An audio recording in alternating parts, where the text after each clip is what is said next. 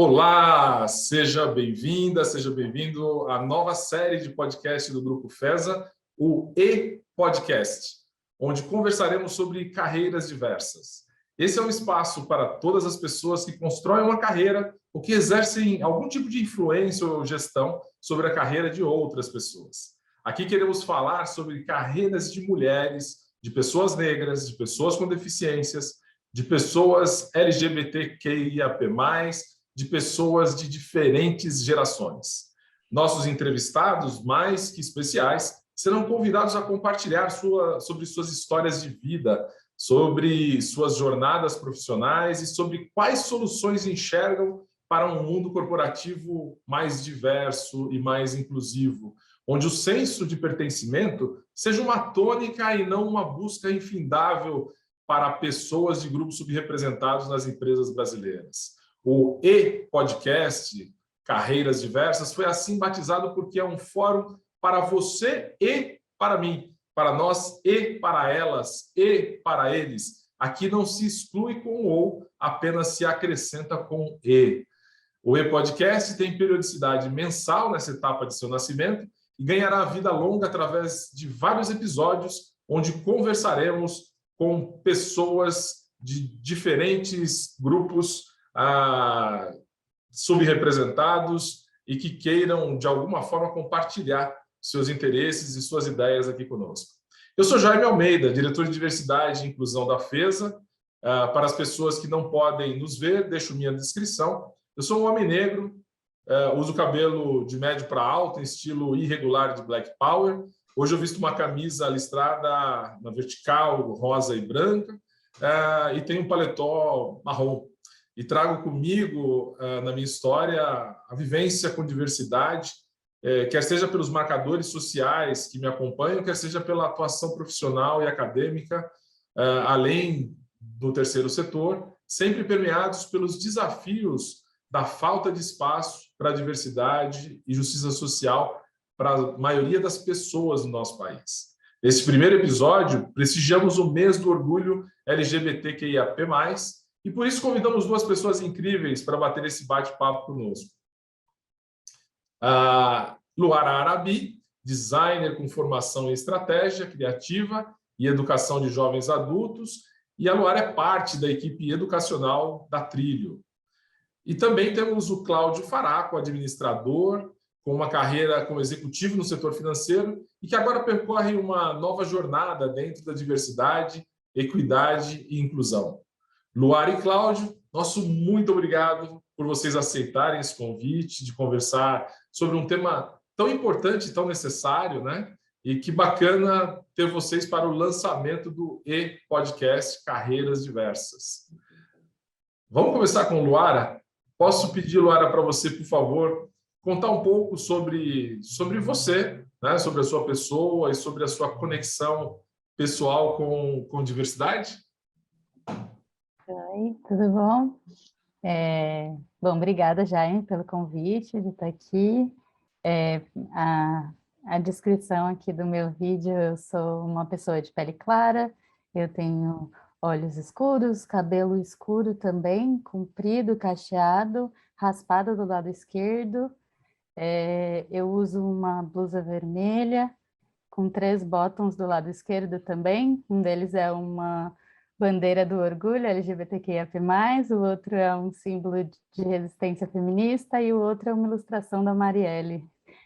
E no meu fundo tá desfocado, mas de um lado é uma parede branca e do outro é uma parede verde. Bom, eu sou designer, tenho formação criativa, e aí eu trabalho nessa área que, de certa forma, é mais aberta, vamos dizer assim, para as pessoas um pouco mais diversas. Eu sou uma mulher lésbica, bastante ativista dentro desse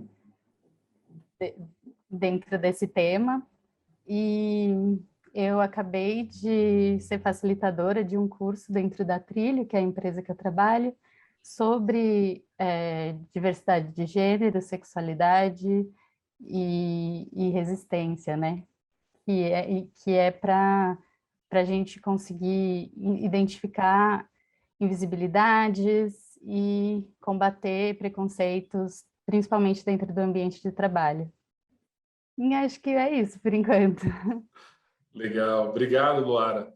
E vou combinar aqui com a nossa equipe de produção para a gente botar o link desse curso que é aberto, né, para todas as pessoas e que ficou fantástico. Luara, parabéns pelo trabalho.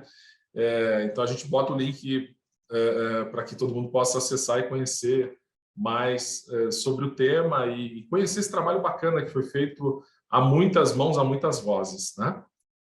Legal. E você, Cláudio, o que você compartilha conosco sobre você e sobre o seu lugar em diversidade? Boa tarde, Jaime. Boa tarde, Luara. Primeiro, muito obrigado pelo convite. Estou muito feliz de estar aqui podendo dividir um pouquinho da minha história, da minha vida, daquilo que eu penso e daquilo que eu valorizo com todos vocês. Fazendo uma breve apresentação, eu sou um homem cis, branco, de cabelos e barbas grisalhos, uso óculos, estou aqui com fone de ouvido, usando um suéter cinza e uma camisa listrada azul. No meu fundo, eu tenho aqui um painel que representa o mar chegando na costa, então todos os tons de azul até chegar na areia bege, que me dá bastante calma e tranquilidade quando olho para ele. Jaime, eu sou, como você me apresentou, né, eu sou administrador de empresas que fez uma carreira como executivo no setor financeiro, né? E isso traz um impacto bastante grande nesse ponto de vista que a gente vai conversar aqui agora, que é a questão da diversidade e sexual, né, de orientação sexual.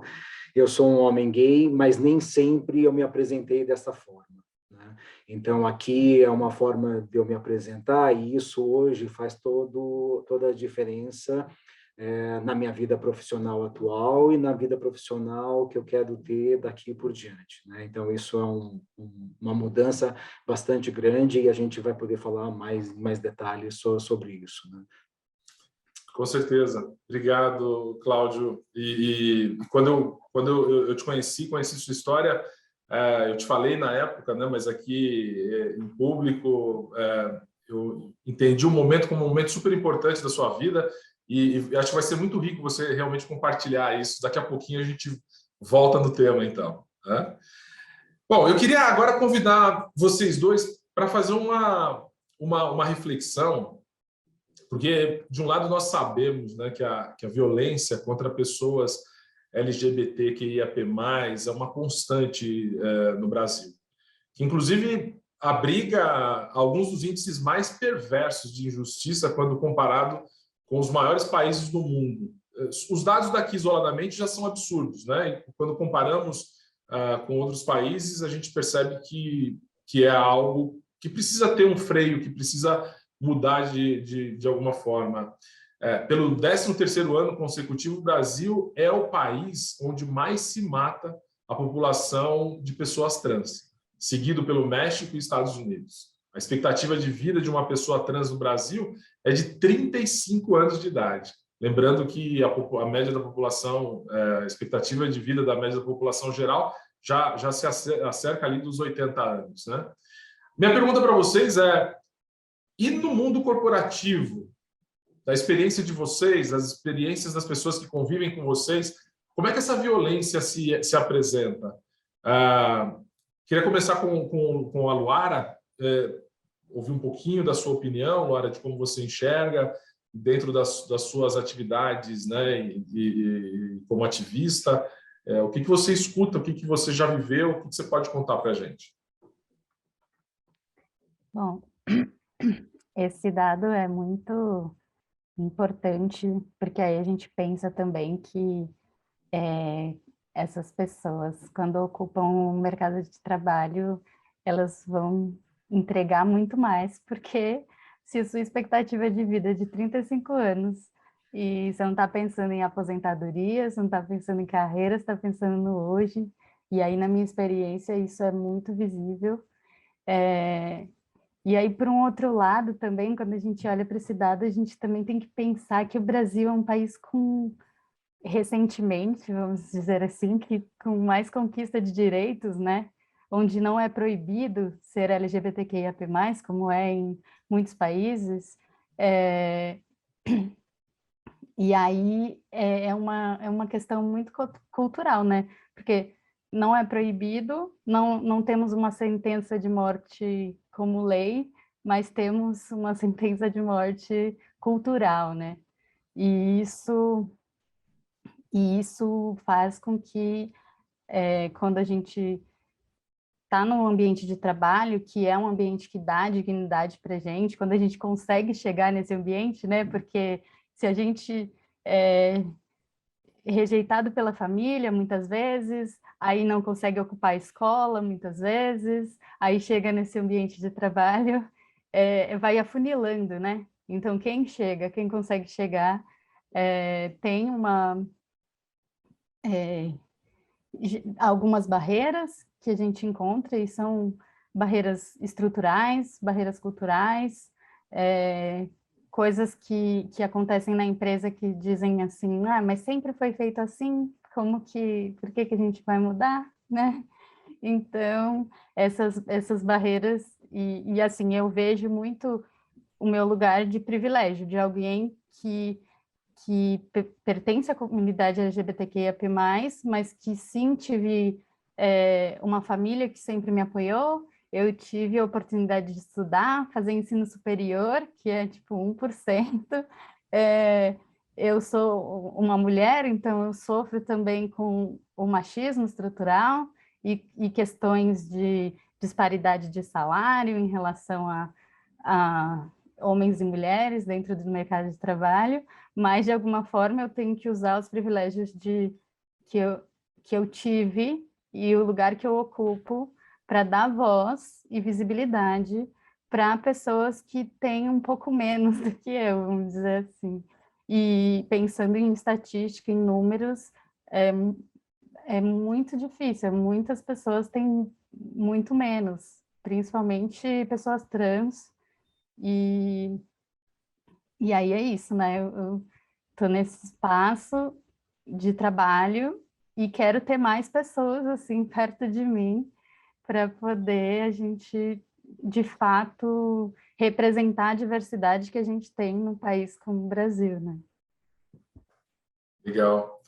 Luara, você tocou no ponto que é a interseccionalidade, né? Então, o simples fato de ser mulher, né, ou o privilégio que deveria ser mulher, já se constitui, muitas vezes, num tema delicado. Agora, pela manhã, eu entrevistava uma mulher engenheira e ela estava contando sobre a barra que ser uma profissional de engenharia mulher, né? Então, ela já se deparou, por exemplo, com processos de seleção, onde ela se inscreveu e recebeu um feedback da empresa: olha, infelizmente nós não poderemos nem te chamar para entrevista porque você é mulher, a vaga é para engenheiros.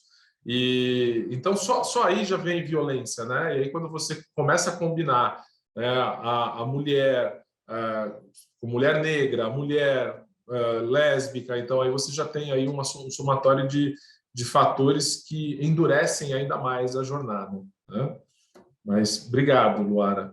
E o Cláudio? Cláudio, o que você conta? Como é que é a sua visão sobre a violência dentro do ambiente corporativo? Como é que você enxerga isso? Então, Jaime, eu vou começar, acho que falando de uma forma mais aberta. A forma como eu vejo em relação à questão do ambiente corporativo, acho que a grande violência, talvez uma das maiores, né? São várias, mas talvez uma das maiores, é a porta fechada.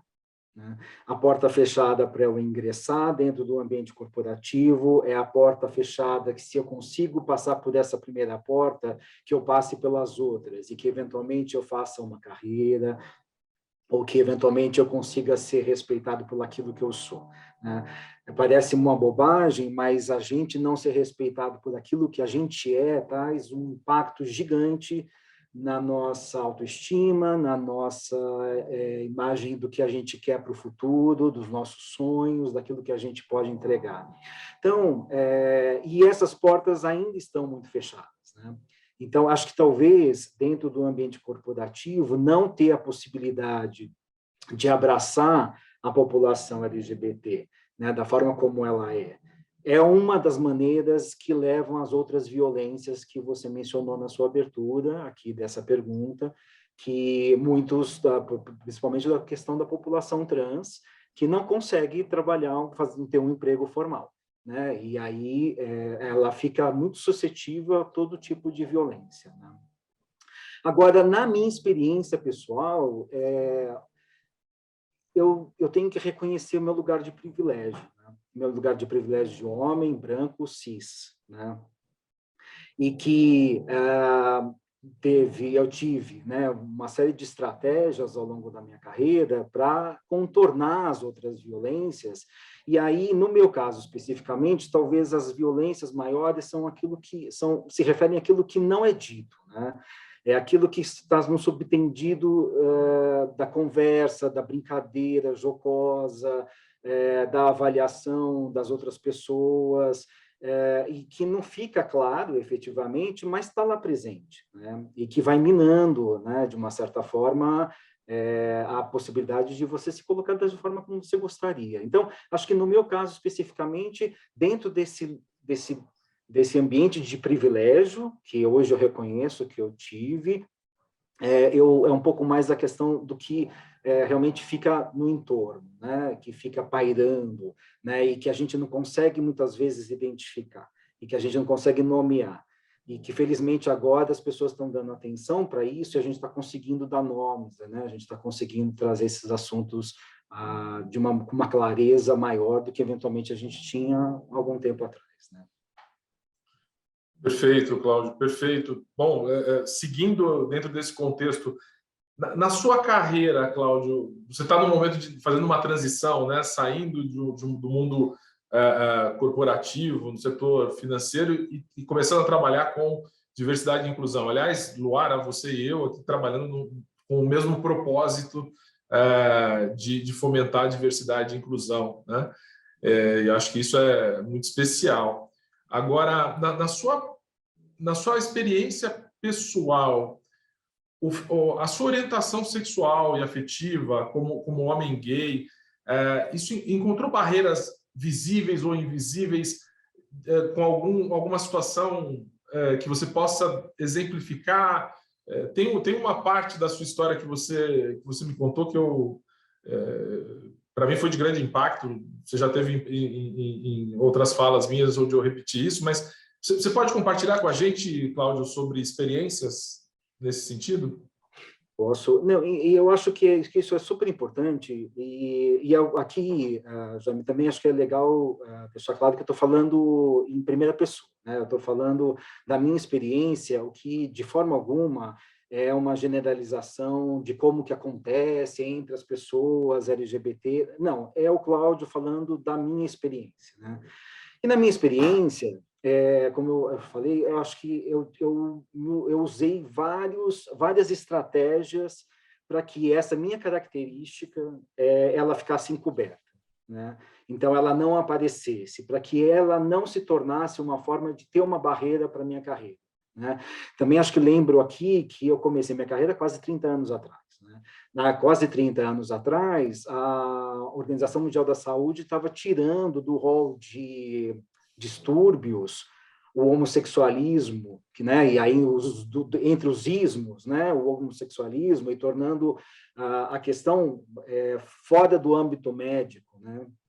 Aqui no Brasil, o Conselho Federal de Psicologia só abordou essa questão do da ética no tratamento psicológico, proibindo o tratamento de reversão, isso no final dos anos 90, começo dos anos 2000. Então, eu comecei minha carreira num ambiente extremamente desfavorável para você se apresentar.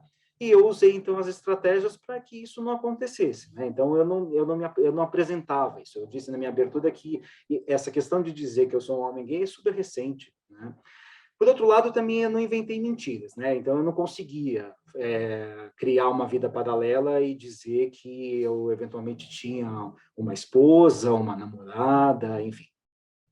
Então, ao longo da minha carreira, as barreiras, acho que elas foram sendo amenizadas pelo fato de eu esconder essa questão, mas, por outro lado, isso sempre tomou muita energia, né? Porque aquela história de você ficar preocupado com tudo que você fala, com tudo que você se mexe, com tudo que você, todas as suas opiniões, sempre com aquele medo de, será que se de repente descobrirem, né, se vão desconfiar, e como é que vai ser o impacto, né, e aquela questão do não dito, eu nunca vou saber se eventualmente eu estou sendo preterido por isso ou não. Enfim, para resumir, eu acho que o grande impacto, acho que isso teve na minha forma, nesses quase 30 anos de carreira, é gastar uma energia desumana com coisas que não deveria estar gastando. Deveria estar preocupado com muitas outras coisas, e, quer dizer, fiz uma carreira, mas poderia ter sido de outra forma. Então, acho que essa é uma característica muito minha, muito pessoal, que eu acho que talvez outras pessoas também tenham esse tipo de preocupação, principalmente que estejam na minha geração. Obrigado, Cláudio. Eu te agradeço compartilhar, porque eu imagino, quando você fala do gasto de energia, e o quão grande, o quão dispendioso foi esse gasto de energia para você deixar de ser naturalmente quem você é, né? E, ao mesmo tempo, eu fico muito feliz de que você esteja nesse momento de vida podendo se apropriar do seu ser, né? E de se apresentar e compartilhar isso.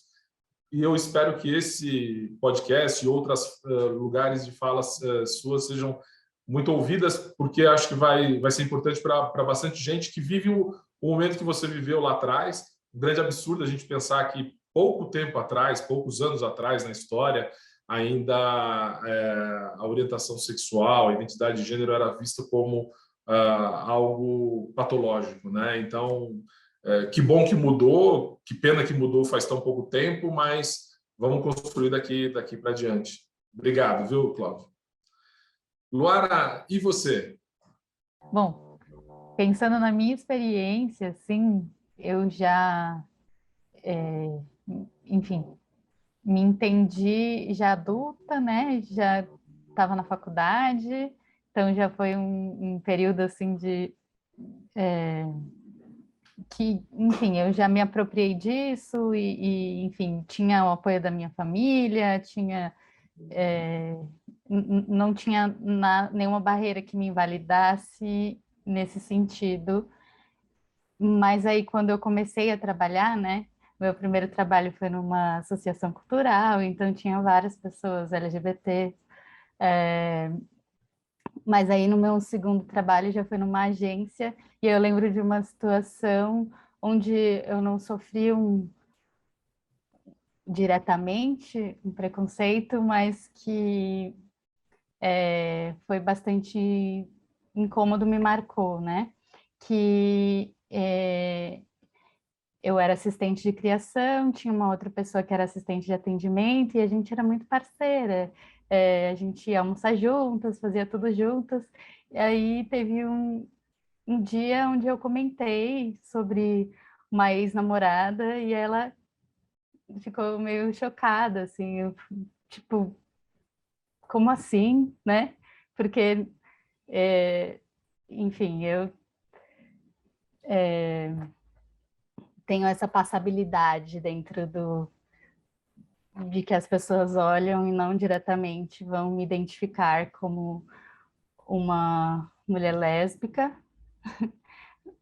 o que é meio estranho, porque o que isso quer dizer também, né? Mas, enfim, ela ficou meio chocada, e aí, a partir do dia seguinte, mudou o tratamento comigo, assim, ela não ia mais almoçar comigo, meio que desconversava, diminuía as conversas, e aí eu senti essa solidão, assim, de fiquei com medo de ter feito alguma coisa errada, de me sentir inadequada mesmo, assim. E por quê, né? Comecei a me questionar, será que ela achava que agora que ela descobriu alguma coisa ia mudar? Enfim, e aí foi muito tempo, muita terapia para entender que era uma questão dela, não minha e tal. Então, e essa foi uma situação indireta, né? Ela não foi diretamente homofóbica comigo, mas que é uma situação, parece sutil, parece pequeno, mas é aí que começa, é aí que está a nossa inadequação, assim, nesse ambiente, ainda mais, enfim, mulher lésbica. E daí tem uma outra situação que também me marcou bastante, que aí já foi muito mais recentemente, eu já tinha me apropriado dessa parte, dessa característica da minha identidade, e que e aí foi num ambiente educacional, onde eu já trabalhava com educação, e dentro desse trabalho teve uma atividade de formação, onde a gente ia fazer um bingo, que tinha que identificar, colocar características peculiares de cada pessoa, e a gente ia ter que descobrir quem que era essa pessoa, né, dentro da formação ali. E eu era agosto, é o mês da visibilidade lésbica, e aí eu coloquei, sou lésbica, e coloquei entre parênteses, né? Por favor, não me agrupe com LGBTQIAP+, é o mês da visibilidade lésbica e eu quero estar visível. E aí, na hora que eu fui ler as características do bingo, lá estava, sou LGBTQIAP+. E aí eu fiquei em choque, assim, porque era um ambiente onde a gente fala sobre diversidade, a gente acolhe e fala de educação para a diversidade, né, e para os alunos. E eu pensei, nossa, quem que decidiu isso? E aí, de novo, é uma coisa sutil, mas depois eu chamei todo mundo para uma conversa e a gente pautou e percebi que quem decidiu colocar isso foi uma pessoa hétero, cis, e aí essa pessoa que não entendia muito bem o que ela tinha feito de errado, e eu falei assim, não, que não está errado, é mais ou menos como a característica da outra pessoa era que ela gostava de brigadeiro de capim-limão, e é como se você tivesse decidido colocar só brigadeiro, e aí não está errado, só que não era isso que eu pedi com todas as letras, então, de fato foi um apagamento, de fato foi lesbofobia, porque a questão é, se eu tivesse colocado gay, gay é uma palavra tão mais usada, né? Mais comum, não tem esse estigma, agora lésbica, se alguém perguntasse para outra pessoa se ela é lésbica, isso talvez seja um choque, ou uma coisa que pode ser interpretada como algo ruim, né? Ter cara de lésbica. Então, é nesse lugar super delicado, mas aí, como era um ambiente de educação, eu pensei que a solução seria uma formação educativa, né? E aí foi isso, uma conversa, uma desconstrução, e no fim as pessoas super me agradeceram por ter trazido isso para a pauta, mas até eu conseguir construir, trazer isso para a pauta, eu sofria, assim, eu ficava muito nervosa, ansiosa, eu sonhava com isso, de tipo, de que isso me tirou do meu centro, assim, e aí a minha energia foi toda para isso. Então, é nessas coisas que parecem pequenas, mas que marcam e que mudam e que são diferentes de uma experiência cis heteronormativa dentro do ambiente de trabalho. Agora, eu fico aqui tentando imaginar, né, o que é o impacto de tudo isso no momento em que você está vivendo. Hoje você está descrevendo a situação, está contando, a gente consegue olhar e só imaginar o tamanho da intensidade para aquele momento, né? E, ao mesmo tempo, me faz pensar que a gente fala bastante de diversidade, inclusão, da importância da diversidade, de trabalhar um ambiente inclusivo. Esse ambiente que você descreveu, né, ele não foi um ambiente inclusivo, né, porque alguém resolveu apagar uma parte de quem você gostaria de que as pessoas vissem, entendessem. E aí me faz pensar na questão do pertencimento, que eu acho que é uma parte extremamente importante, mas ainda pouco olhada. Você entende que experiências como essa que você viveu já na sua vida profissional, né, na sua vida adulta, vamos chamar assim, isso tem alguma perspectiva de melhora? As coisas estão mudando? Existe ambiente para mudança? Como é que você encara isso hoje, Luara?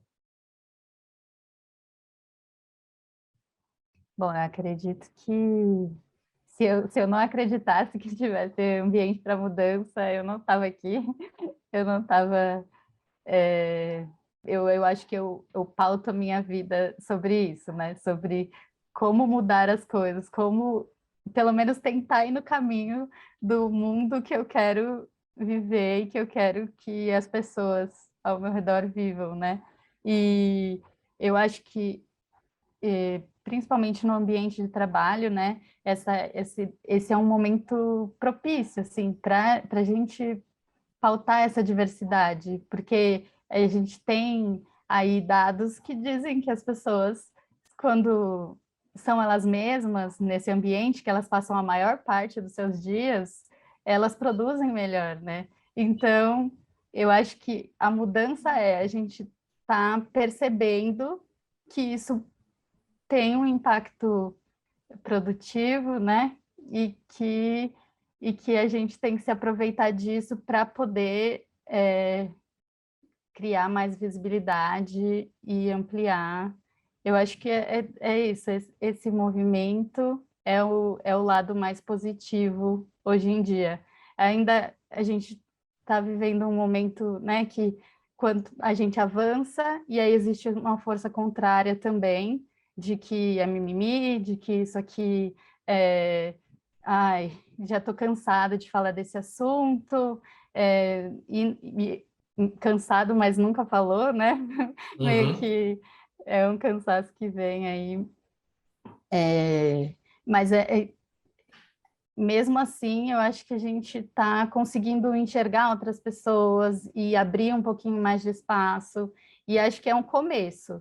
Não tem tem essa resistência, mas a gente está andando com ela, assim, tentando entrar mesmo com ela, assim. Então, qualquer iniciativa que a gente tenha para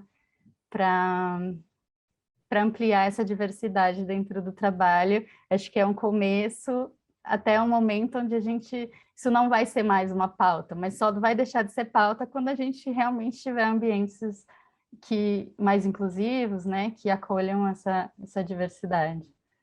Acho que é isso. Legal. Não, bacana. Eu vou te dizer que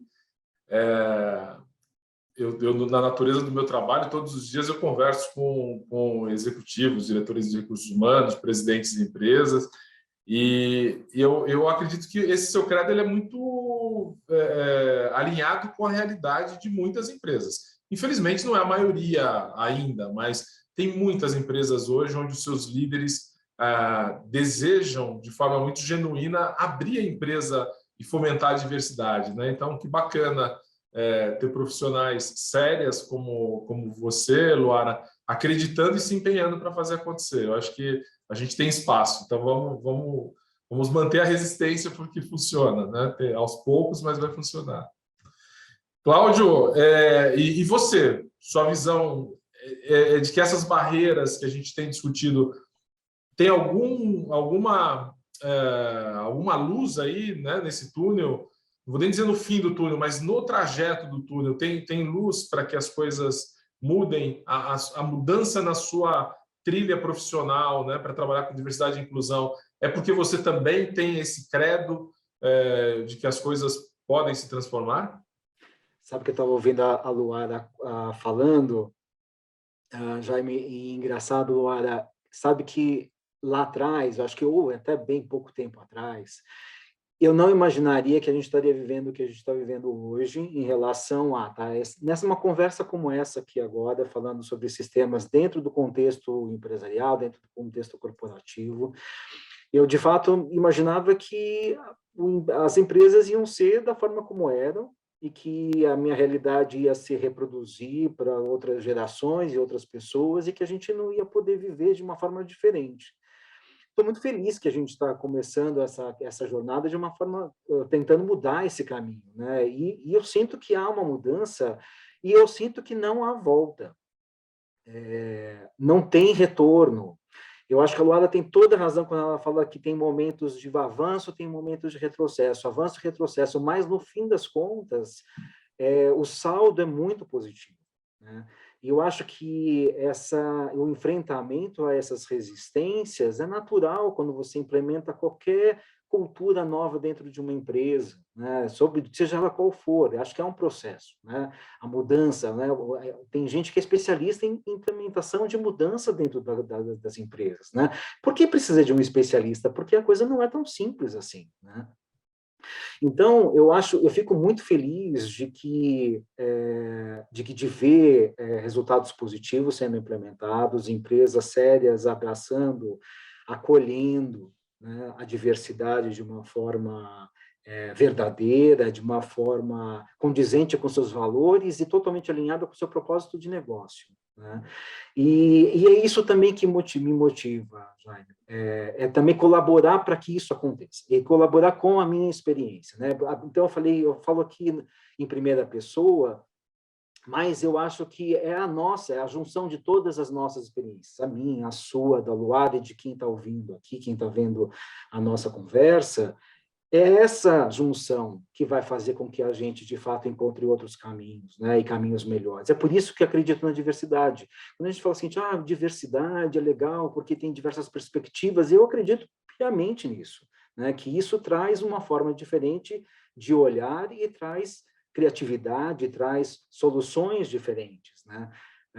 Esse é uma forma de aliar aquilo que eu penso, que eu sinto, né, os meus valores com a minha prática. E acho que é aí que abre essa questão da diversidade, equidade e inclusão dentro da minha prática profissional.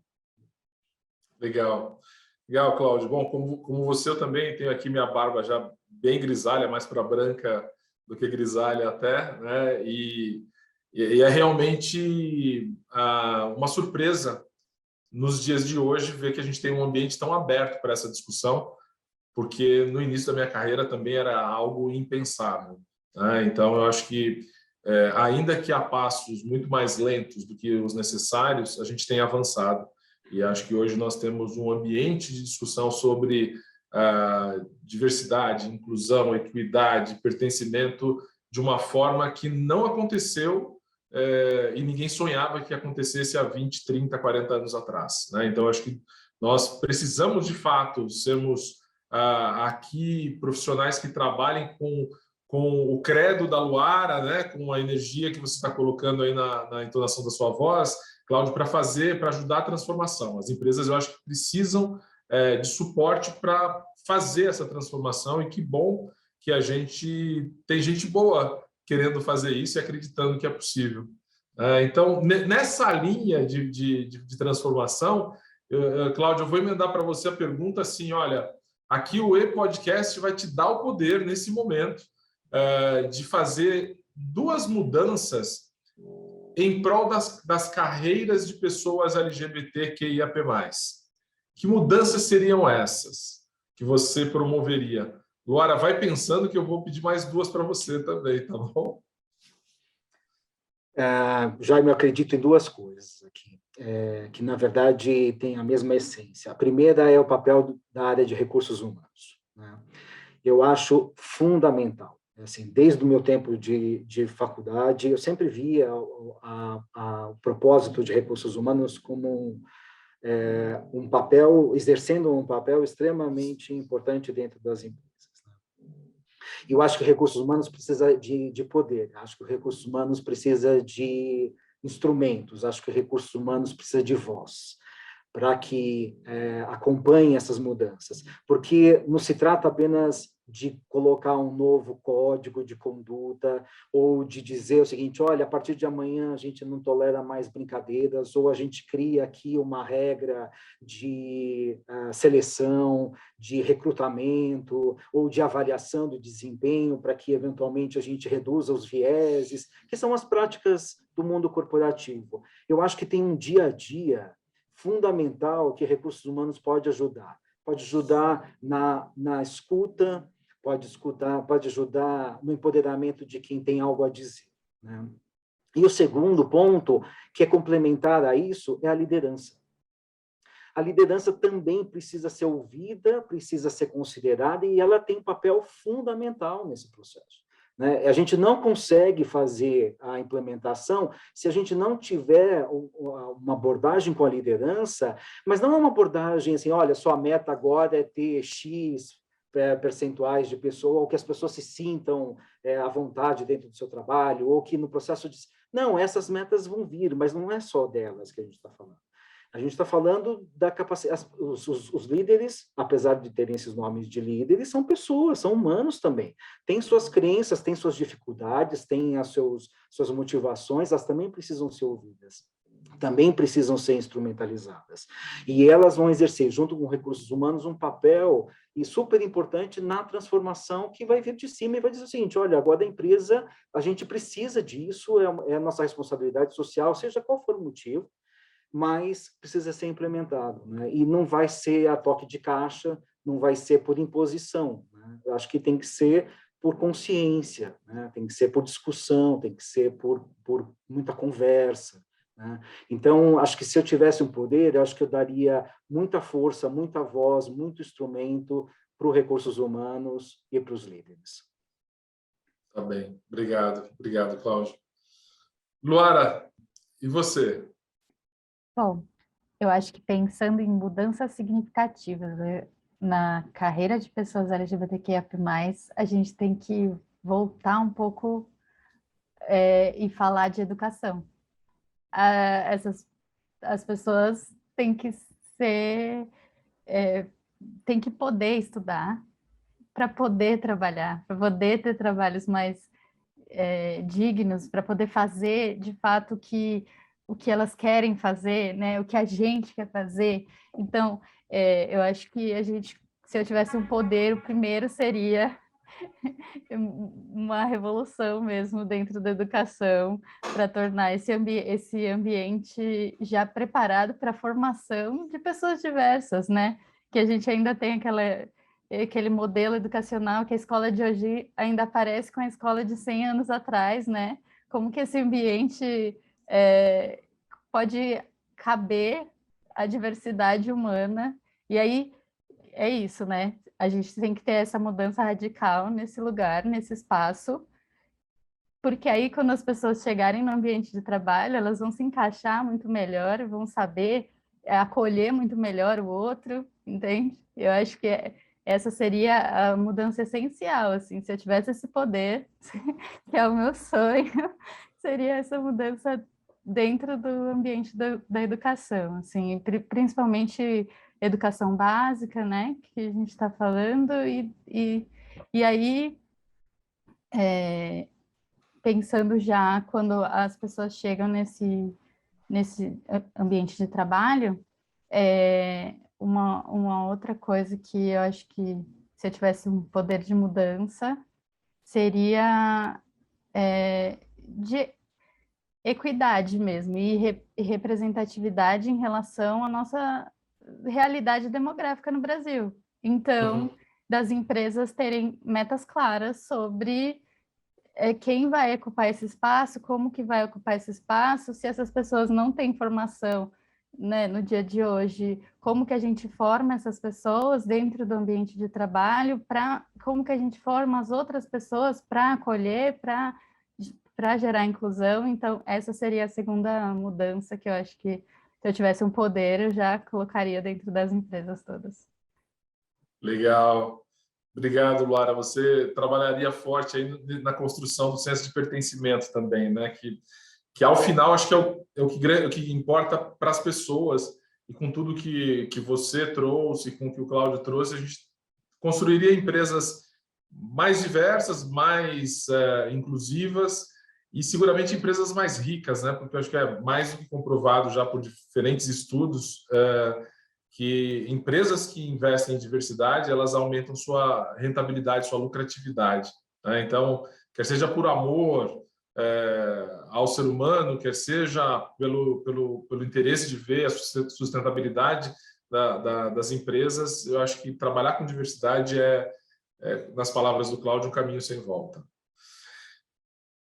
Bem, estamos chegando na reta final desse maravilhoso bate-papo. Eu queria pedir para você, Luara, uma mensagem para todas as pessoas LGBTQIAP+, ou né, todas as pessoas aliadas, que têm um papel importante também nesse cenário, que nos assistem ou que nos escutam nas plataformas de áudio. Que mensagem que você deixa para a gente sobre o tema da nossa conversa? Qual é a sua mensagem de conclusão? Bom, acho que a mensagem é que isso é uma luta sem fim.